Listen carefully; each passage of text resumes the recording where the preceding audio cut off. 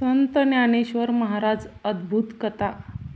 विठ्ठलपंत व रुक्मिणीबाई गंगेस देह अर्पण करण्यास निघून गेल्यावर मुलांना ब्रह्मांड आठवले नवल नाही. निवृत्तीचे वय 10 वर्ष. पाठची भावंडे अवघ्या 2-2 वर्षांनी लहान होती.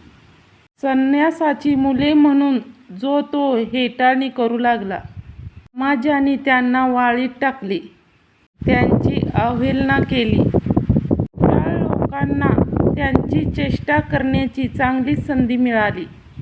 पण बिकट परिस्थितीला तोंड देण्यातच पुरुषार्थ आहे हे त्यांनी जाणले आणि आपला नित्याचा कर्म ठरवला. तेथील ब्राह्मणांनी आपल्याला छोटेसे प्रायश्चित्त देऊन शुद्ध करून घ्यावे आणि मुंजीला परवानगी द्यावी असे त्यांच्या मनात फार होते. गावकरी आणि ब्रह्मवृद्ध यांची आळंदी येथील सिद्धेश्वराच्या देवळात सभा भरली असता निवृत्तीनाथांनी ब्राह्मणांची फार विनवणी केली. शेवटी काकुळतीस येऊन आम्ही पुढे काय करावे असा प्रश्न सभेला केला. ब्राह्मणांनी सर्व धर्मग्रंथ चाळले, पण संन्यासाच्या मुलांना शुद्ध करून घेण्याला काहीच आधार सापडेना. तेव्हा त्या मुलांना पैठणला जाऊन तेथील ब्राह्मणाकडून शुद्धीपत्र आणण्यास सांगितले. पैठण हे गोदावरीच्या काठी असून पूर्वी राजधानीचे शहर होते. शिवाय ते विद्येचे माहेरघर होते. अनेक पथिक व विद्वान ब्राह्मणांची वस्ती तेथे होती. शास्त्रार्थाच्या बाबतीत तेथील ब्रह्मवृंदाच्या शब्दाला फार मान असे. उत्तरेकडील काशी क्षेत्राइतके महत्त्व पैठणला होते. मुले निघाली आळंदीहून पैठणला. तहान भूक मारून हाल अपेष्टा सोसून मुले एकदाची पोचली पैठणला. गोदावरीच्या दर्शनाने त्यांचा शिणोटा नाहीसा झाला. दुसऱ्या दिवशी एका देवळात जमलेल्या ब्रह्मवृंदाच्या पुढे या लहान मुलांनी साष्टांग दंडवत घातला. शास्त्री मंडळींना मोठे कौतुक वाटले. या मुलांच्या चेहऱ्यावरील तेज तसे होते. यावेळी ज्ञानेश्वराच्या मुखावरील प्रभा अधिक फाकली. मुलांनो, काय पाहिजे तुम्हाला? शास्त्री पंडितांनी प्रश्न केला. मुलांनी आपली सारी हकीकत निवेदन केली. ज्ञानदेव नंतर म्हणाले, आम्ही अनाथ शरणागत पतित आहोत. आम्हाला शुद्ध करून घ्यावे. आळंदीहून आणलेले पत्र धर्माधिकाऱ्यांच्या हातात दिले. पत्र वाचून त्यांना थोडा विस्मय वाटला. पत्र सर्वांना वाचून दाखवण्यात आले. सर्व विद्वान मंडळी बुचकुळ्यात पडली. त्यांनीही खूप विचार केला. धर्मग्रंथ धुंडाळले, पण मुलांना शुद्ध करून घेण्यास आधार सापडेना. शेवटी धर्मगुरूंनी निर्णय दिला. मुलांनो, संन्यासाच्या मुलांची मुंज करण्यास शास्त्र आधार मिळत नाही.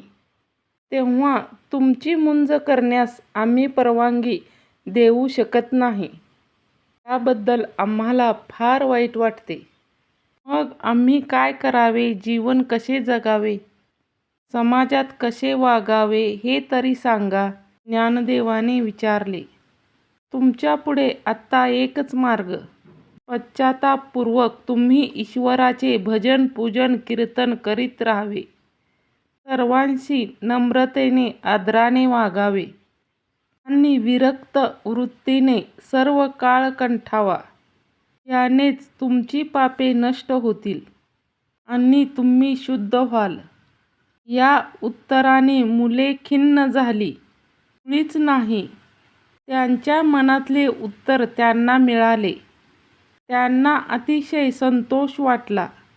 चेहऱ्यावर प्रसन्नता पसरली आणि मूळची दिव्यकांती अधिकच खुलून दिसू लागली. मुलांची ही साधनावृत्ती पाहून काहींना अचंब वाटला. काहींच्या मनात कळवळा उत्पन्न झाला. पण काही कुटाळ लोकांनी संन्यासाची पोरं ही म्हणून टवाळी करण्यास सुरुवात केली. सभा विसर्जन होण्याच्या संयमाला कोण्या एकाने त्यांची नावे सहज विचारली.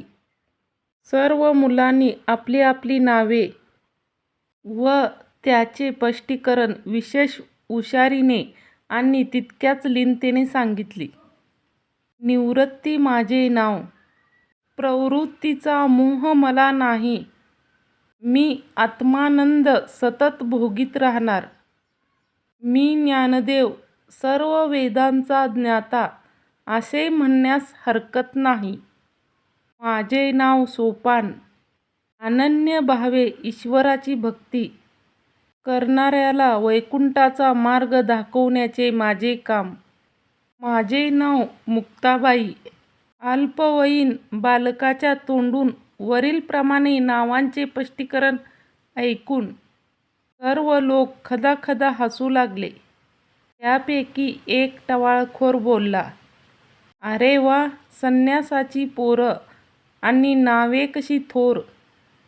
हल्ली वाटेल ती नावे वाटेल त्याला ठेवतात. तो समोर हल्या चालला आहे ना, त्याचे नाव म्हणे ज्ञानदेवच आहे. त्याचाच भाऊ हा. हे उद्गार ऐकल्यावर ज्ञानदेवाच्या चेहऱ्यावरील तेजाला तेजी चढली आणि ते म्हणाले, तुम्ही म्हणता ते अगदी खरे आहे.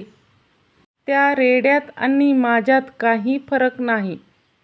तो माझाच आत्मा आहे. सर्व देहात एकच परमात्मा भरून राहिला आहे. रेड्याच्या आणि माझ्या चैतन्यात किंचितही फरक नाही. असं काय? ठीक आहे.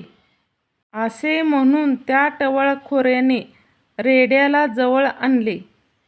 त्याच्यावरील पखाल उतरवली आणि रेड्याच्या पाठीवर आसूडाचे 3 तडाखे उडवले.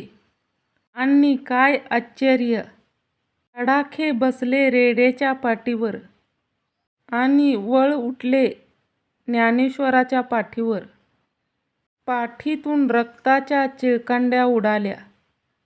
हा अपूर्व चमत्कार पाहून प्रत्येकजण आश्चर्याने थक्क होऊन गेला. टवाळखोर मंडळी चांगलीच हादरली. पैठणमध्येही आपल्याला शुद्धीपत्र मिळत नाही असा निश्चय झाल्यावर निवृत्तीनाथ आपल्या भावंडांसह आपेगावी जाण्यास निघाले. आपेगाव हे त्यांचे गाव.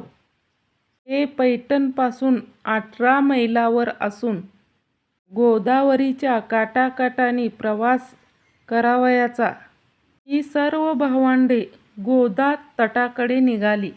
गोदावरीच्या काठावर जाऊन काही काळ विश्रांतीकरिता बसली. पुष्कळशा लोकांना त्यांच्याबद्दल कौतुक वाटत होतं आणि ते वाटणे स्वाभाविक होते. मुलांचे वय काय, पण त्यांचे वर्तन विनयशील. चेहऱ्यावरील तेज देवाचे. मन सतत समाधानी आणि उल्हासी. ही मुले सामान्य नाहीत अशी लोकांची खात्री झाली. म्हणून ते लोक त्यांच्या जवळपास हिंडण्यात आणि त्यांच्या हालचालीचे अवलोकन करण्यात आनंद मानू लागले. असे जरी असले तरी काही दृष्ट छलक त्यांच्याकडे उपहार बुद्धीने पाहत होती. त्यांच्यापैकी एक जण जरा धिटाईने ज्ञानेश्वराजवळ जाऊन म्हणाला, हे बघ, तुला तुझ्यासह सर्व कुल पावन करून घ्यायचं असेल तर ह्या रेड्याच्या मुखातून वेद वदवून दाखव पाहू. ज्ञानेश्वरांनी ही आज्ञा ऐकताच ते तात्काळ उठून उभे राहिले.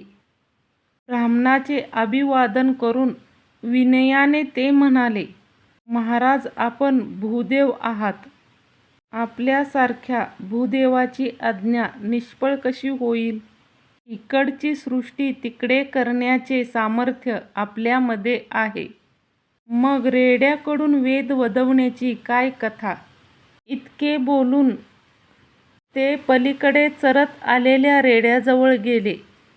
त्याच्या मस्तकावर ज्ञानेश्वरांनी पदहस्त ठेवला आणि म्हणाले, बा ज्ञाना, तू वेदमंत्राचा उच्चार करावास अशी तुला भूदेवाची आज्ञा आहे. कर बाबा उच्चार. सगळ्या लोकांची दृष्टी रेड्यावर खेळली. प्रत्येक जण उत्कंठेने पाहत होता. इतक्यात रेड्याने खालीवर डोके करून ओम अग्निमिळे पुरोहितम वेदातील या पहिल्या ऋचेपासून स्पष्टपणे मंत्राचा घोष सुरू केला. हा कार्यक्रम 1 प्रहरपर्यंत अस्खलितपणे चालू होता. सर्व लोक एकमेकाकडे टकमक पाहू लागले. ते आश्चर्यचकित झाले. सर्वांना वाटले की हे अद्भुत घडले. पैठणच्या ब्राह्मणांनी लज्जित होऊन आपली तोंडे शरमेने खाली घातली. मोठमोठे पंडितशास्त्री गलितगर्व झाली आणि ज्ञानोबाच्या पायावर आपली मस्तक नत केली. सज्जनाची अंतःकरणे आनंदाने भरून गेली. निंदक मात्र जागच्या जागी थिजून गेली. सर्व पैठण गाव ज्ञानेश्वराच्या जयजयकाराने दुमदुमून गेले. लोकांना त्यांचे अवलोकित्व पटले. आम्ही यांना काय शुद्धीपत्र देणार? प्रत्यक्ष देवच